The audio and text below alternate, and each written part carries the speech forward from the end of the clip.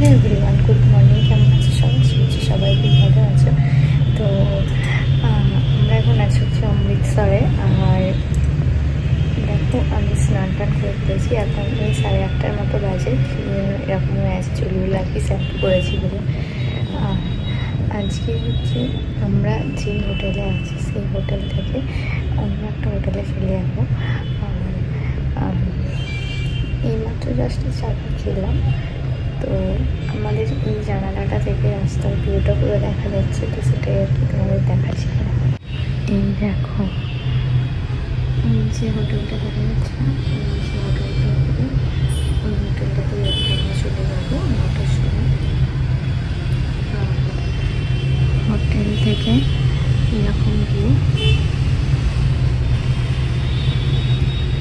কাঁচটা প্রচণ্ড আবছা হয়ে আছে।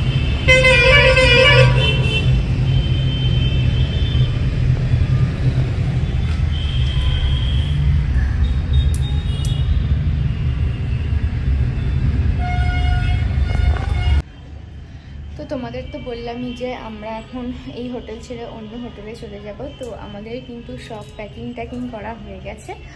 আর এবার আমরা এখান থেকে ছেড়ে ওখানে চলে যাব, রাস্তার ওপারেই আর কি। কারণ আমরা যেদিন আগের দিন এসেছি, যেদিন ট্রাভেলার্সদের আসার কথা আর কি, তার আগের দিন আমরা চলে এসেছি। তাই এই হোটেলে আমাদের রুম বুক ছিল, তো এই হোটেলেই এসেছি। আর ওই হোটেলে মানে ট্রাভেলার্সদের সঙ্গে যে এসেছি ওরা ওখানে রুম বুক করেছে। তো এবার আজকে থেকে মানে ওখানে থাক। তো আজকে তো কালকে তো একবার গিয়েছিলাম স্বর্ণ মন্দিরে, আর আজকেও এবার যাব। আজকে স্বর্ণ মন্দির যাব, তারপর ওয়াঘা বর্ডার যাব, এই সব জায়গায় যাব। আর এখনও যারা মানে বাকিরা যারা আসছে আর কি, তারা কিন্তু এখনও এসে পৌঁছায়নি। 9টার সময় আর কি ওদের মেলটা ঢুকবে বললো, তো তারপরে আমরা ওখানে যাব। আর ব্যাস এইটুকুই। এই ব্লগটা কতটা আমি করতে পারবো জানি না, বাট আবার দুটো মানে আজকের দুটো ব্লগ হতে পারে, এখন থেকে একটা আর বিকেলে আর একটা। মানে বিকেলেই আর কি আমরা ঘুরতে যাব। এখন আর কোথাও ঘুরতে যাচ্ছি না, এখন হোটেলেই থাকবো। তো দেখা যাক কেমন কি হয়, সেই বুঝে আর কি ব্লগ বানাবো। তো চলো তাহলে পরে দেখা হচ্ছে তোমাদের সাথে। তো দেখো বন্ধুরা, আমরা কিন্তু সেই হোটেলটায় চলেও এসেছি। আর এই হচ্ছে আমাদের রুম। চলো তোমাদের রুম ট্যুরটা দিয়ে নিই। এই হচ্ছে ঢুকতেই টিভি ক্যাবিনেট। তো এইগুলো সব ইগনোর করো, ব্যাগ ট্যাগ যা মানে অবস্থা কি আর বলবো। তার নিচে আছে একটা ডাস্টবিন, এদিকে আছে একটা ইলেকট্রিক কেটেল চাটা খাবার জন্য, আর ওদিকে একটা ওয়ার্ড্রব আছে। তো এই একটা চেয়ার আছে, চেয়ারের সামনে একটা টি টেবিল আছে। তো এদিকে হচ্ছে বেড, আর বেডের পাশে আছে একটা বেডসাইড টেবিল, তার উপরে আছে একটা টেলিফোন, আর ওদিকে পর্দা, ওদিকে একটা জানালা আছে। আর এই হচ্ছে মিররটা মানে দরজার পিছনে অড সাইডে একটা লাগিয়েছে, কি আর বলবো। আর এই হচ্ছে ওয়াশরুম। তো ওয়াশরুমটাও খুব বড় ছিল আর খুব সুন্দর নিট অ্যান্ড ক্লিন ছিল। তো দেখতেই পাচ্ছ তোমরা কতটা সুন্দর। তো এই হোটেলে আমরা হচ্ছে আজকের দিনটা থাকবো, মানে আজ রাতটা থাকবো। আর কালকে সকালেই হচ্ছে আমরা এখান থেকে বেরিয়ে যাব জম্মুর উদ্দেশ্যে। তো দেখো আমরা কিন্তু ব্রেকফাস্ট করতে চলে এসেছি। সকালে আর কি নান করেছিল আর ঘুগনি টাইপের কিছু একটা করেছিল, আর আমরা 4 জনে এখানে বসেও গিয়েছি। তো চলো, আর দেখো খাওয়া দাওয়া করে কিন্তু আমরা বেরিয়ে পড়েছি জালিয়ানওয়ালাবাগ দেখার উদ্দেশ্যে। তো তোমাদের আগে বলেছিলাম যে দিনের বেলা কোথাও বেরোবো না তেমন, কিন্তু পরে ভাবলাম যে ঘরে বসে কি সময়টা আর কি ওয়েস্ট করে কোনো লাভ নেই। তো ঘুরেই আসি, জালিয়ানওয়ালাবাগটা দেখেই আসি, তাহলে বিকেলে একটু চাপটা কম থাকবে। তো এই রাস্তাটা চিনতে পারছো নিশ্চয়ই, ওই যে গোল্ডেন টেম্পলের যে রাস্তাটা ওই দিকেই আর কি। মানে একদিকে বাঁ দিকে হচ্ছে জালিয়ানওয়ালাবাগ, আর ডান দিকে বেঁকে গেলেই হচ্ছে গোল্ডেন টেম্পল। তো আর দেখে তোমরা নিশ্চয়ই বুঝতে পারছো যে কতটা পরিমাণে রোদ্দুর, মানে সানগ্লাসগুলো আর কি ট্রলির ভেতরে ঢোকানো, কি আর বলবো। এত রোদে প্রচণ্ড আর কি কষ্ট হচ্ছিলো, প্রচণ্ড।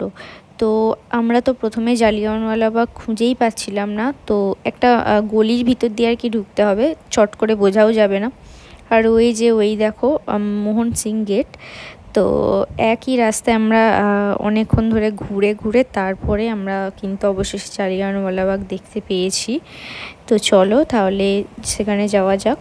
তো মোহন সিং গেটের সামনেও কিন্তু আমরা আজকে অনেকগুলো ফটোও তুলেছি, আর সর্দারজির সঙ্গেও কিন্তু আমরা অনেক ফটো তুলেছি। তো সেই ফটোগুলো আমি তোমাদের দেখিয়ে দেবো।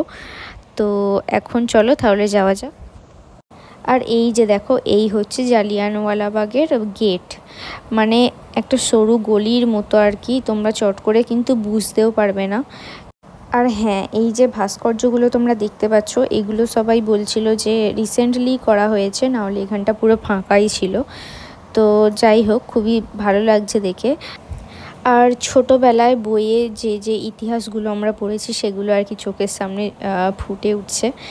তো চলো তোমরা দেখতে থাকো।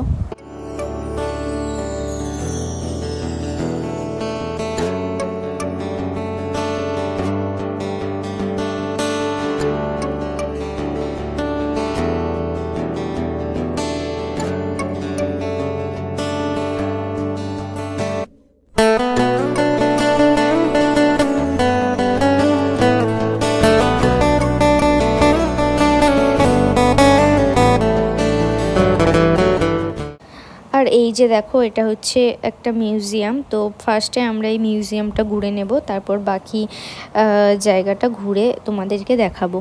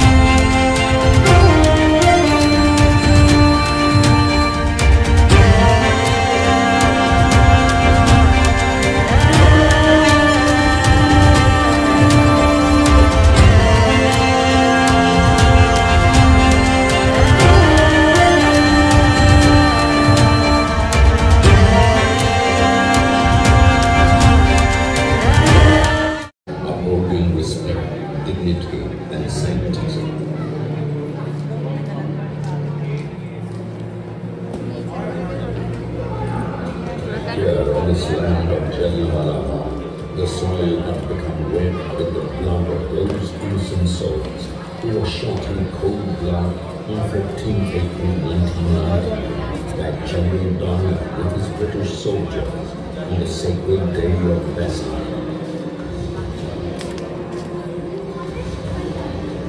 Shivers run down the spine as we imagine the plight of hundreds who breathed their last here on the blackest day in the history of Indian freedom struggle.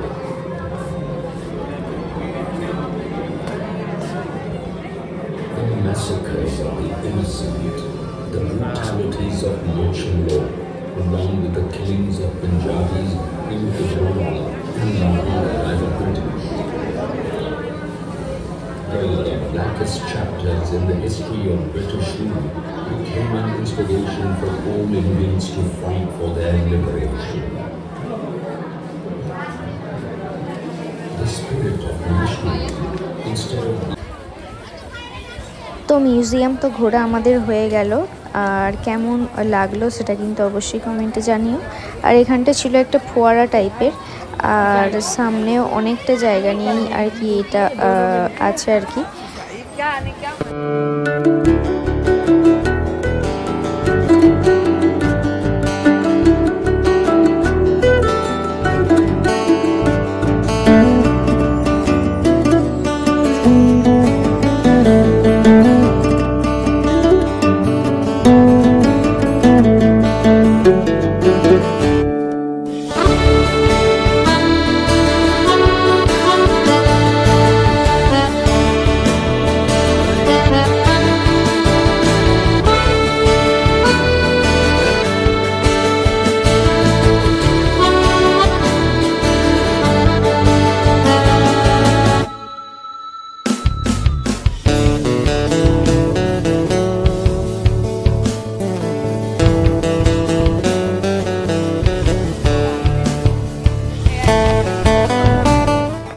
আর এই হচ্ছে সেই অভিশপ্ত কুয়ো যেখানে হাজার হাজার মানুষ ঝাঁপ দিয়েছিল জালিয়ানওয়ালাবাগের হত্যাকাণ্ডের সময়।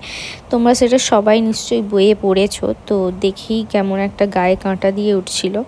তো যাই হোক, এটা দেখার জন্যই আমি প্রচণ্ড ইন্টারেস্টেড ছিলাম যে এটা দেখব। আর এই সেই মশাল যেটা আর কি কখনোই নেভে না, সবসময় জ্বলতেই থাকে। আর আমাদের তো এদিকে ঘোরা কমপ্লিট হয়ে গেছে, তো আমরা এবার যাব হোটেলে। আর হোটেলে এসে দেখো আমরা কিন্তু ভাত খেতে বসে গিয়েছি, কারণ প্রচণ্ড খিদে পেয়েছিল রোদে ঘুরে। আর এবার আমরা আবার বেরিয়ে যাব রেডি হয়ে। তো তোমরা পরের ব্লগগুলো কিন্তু অবশ্যই দেখতে থাকো। বা